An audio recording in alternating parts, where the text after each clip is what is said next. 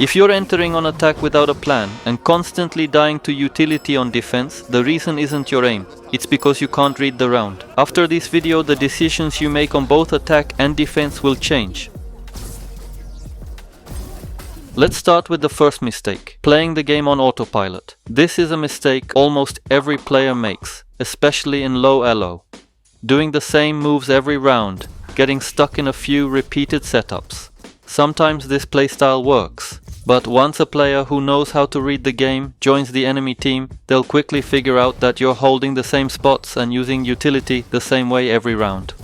From that point on, they'll start developing strategies against you. That's when you suddenly can't find positions anymore, can't get kills, and everything starts falling apart. And the reason you're not getting kills isn't aim, it's because the enemy has already figured you out and you've become predictable. The solution isn't hiding in a different spot every round, it's finding and exploiting the enemy's weaknesses. Let's start with the attacking side. As an attacker, setting up a plan is easier than on defense because you're the active side. You control the pace, you can use time, identify weak points, fake sites, and choose when to take fights with a numbers advantage. The first thing you should pay attention to when planning an attack isn't whether there's a sentinel on the site. What matters more is whether the enemy has Jet, Reyna, or Chamber.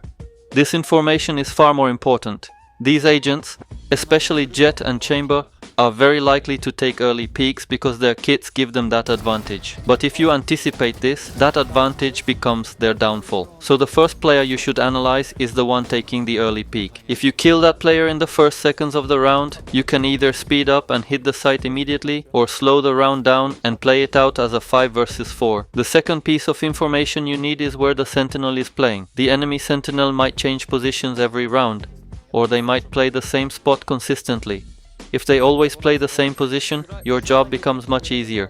If they move around, you can still locate them by checking both sides early in the round. Why is the sentinel's position so important? Because if you try to rush the site where the sentinel is holding, you'll get punished hard. And if you want to play fakes, you usually need to fake the site where the sentinel is, because their traps can expose you very quickly. Of course, you won't avoid the sentinel site the entire game, but if you're going to hit that site, you need to know where they are. For example, on split, the sentinel is very likely to be either backside or inside the site. If you disable or kill them with utility, entering the site becomes much easier.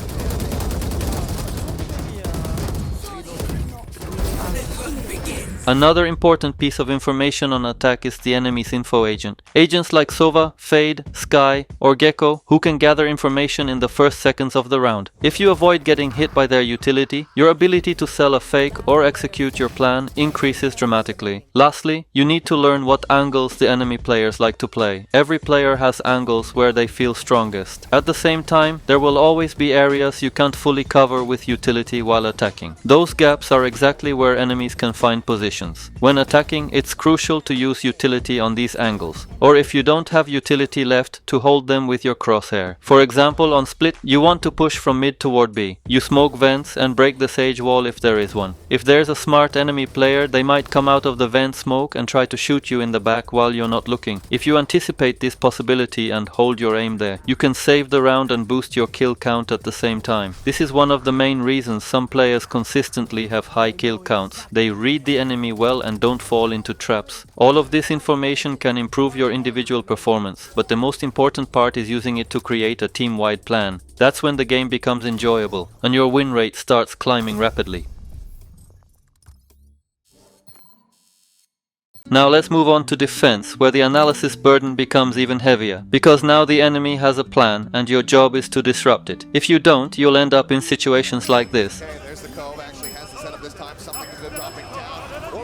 The first thing you need to identify on defense is the enemy's initiator. The attacking side relies heavily on info gathering utility like drones and skydogs. Your first goal should be holding an angle without exposing yourself to this utility. For example, if you're holding B on bind, you need to figure out whether the enemy initiator is playing long or hookah. Usually there's one initiator and they often come from hookah. Sova will drone, Sky will dog, Breach will stun, and they'll use this utility to enable their duelist.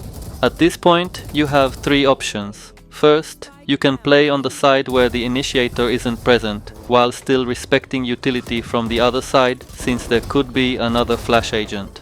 Second, you can push hookah, dodge the info utility, and catch the enemy off guard.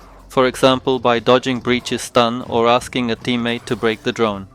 The third option is playing inside the site, but even when playing inside the site, you shouldn't choose a position randomly. You need to consider enemy utility and position yourself accordingly. The best way to do this is by analyzing the enemy for a few rounds. Maybe Raze throws a nade to backside every round. Maybe Breach always uses his aftershock on the same spot. Once you identify the areas the enemy clears before entering the site, you should never stand there. In all three scenarios, using this information gives you an advantage. But having an advantage doesn't guarantee a kill. You still need the aim and confidence to win the fight when the enemy swings into your crosshair. There's also the option of giving up the site and playing for retake. This should always be your last option. Unless there's a special situation, your priority should be fighting before giving the enemy space and comfort. The attacking side already has two objectives, planting the spike and defending it until it explodes. When you give up the site to play retake, you're essentially gifting them the harder part of their job. So what are the special situations? Powerful area clearing ultimates, Breach ult, Vice ult, Brimstone ult, and similar abilities.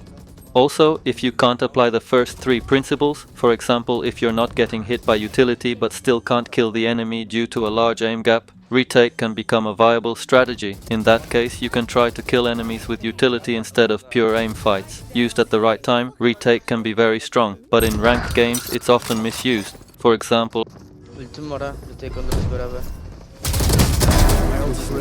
Çıkabiliyorsan Dink gel. mi lan? Adamsın. Spike down A.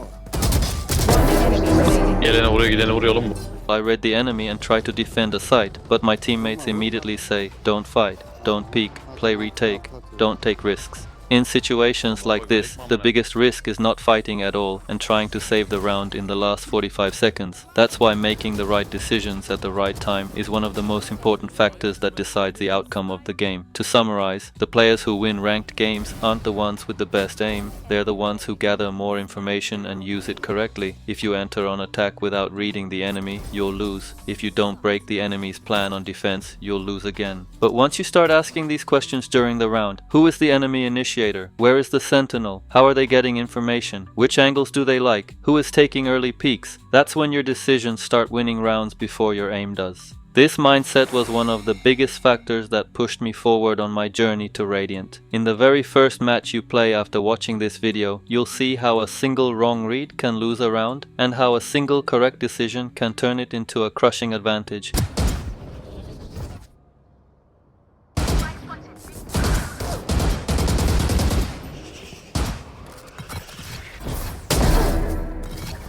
I'll continue sharing what I've learned on my Radiant journey. See you in the next videos.